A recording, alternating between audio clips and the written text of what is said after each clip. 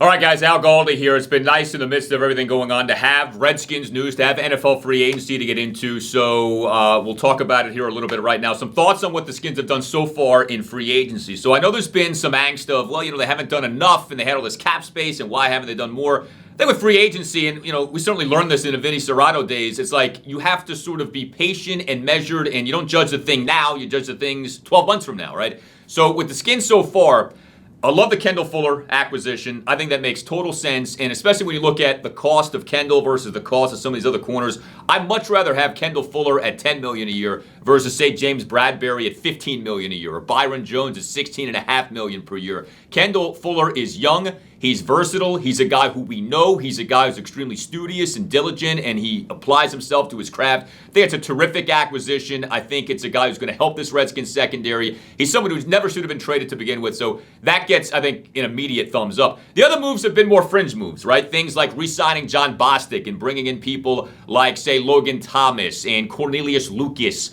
and they've brought in, J.D. McKissick, people like that. One move, though, to keep in mind is the Sean Davis acquisition. Sean Davis, a Maryland product, very durable and for the most part productive for Pittsburgh 2016 to 2018. Misses all but one game last season due to a torn labrum. There's obvious concern with that shoulder. But Davis is a guy, he's got 20 pass defenses in his career. Monte Nicholson, for comparison's sake, has just 7. The issue with Davis has been the tackling at times. But Sean Davis is an athlete. Sean Davis is a guy who can make plays. And Sean Davis, at the very least, is going to provide competition at that free safety spot. If we assume Landon Collins is in the box, instead of just handing Monte Nicholson a starting safety job for a third straight year, how about we make him earn it, right? How about we make him battle for it? I mean, what really has Monte done to where you say, well, he's got to be a starter? Like, I don't know. Let him earn it. He's got talent. But we haven't seen a whole lot in the way of production. So I like at the very least we will have legitimate competition for that second safety spot. And Sean Davis on a 1-year prove-it contract makes total sense. Skins still have to figure out tight end. There are still major issues in terms of offensive line depth.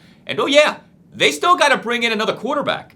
And a lot of these guys are coming off the board. And if in fact it's true the Skins aren't in on Jameis Winston, and you got people saying now they're not in on Cam Newton, more and more the phrase that Ron Rivera used of very competitive competition for Dwayne Haskins may not be that competitive, and I think we're starting to see more and more they're believing in Dwayne. And while they may bring in competition for Dwayne, that starting job week 1 is his to be claimed, and I think he's going to go ahead and claim it.